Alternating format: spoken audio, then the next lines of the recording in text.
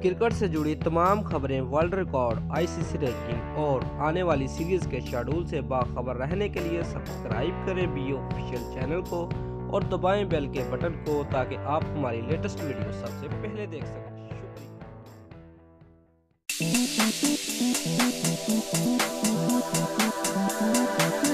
Views world cup 2019 में पाकिस्तान के तमाम मैचेस का शेड्यूल जारी कर दिया गया है। तफसीलात के मुताबिक इंतजार की घड़ियां खत्म हुई और वर्ल्ड कप 2019 में पाकिस्तान के तमाम मैचेस का शेड्यूल जारी कर दिया गया। व्यूज पाकिस्तान टीम अपने मैचेस टाउनटन, नटंगम, ब्रस्टल और लार्ज में खेलेगी, जबकि कौमी टीम लीड्स और बरंगम में भी एक्शन में दिखाई देगी।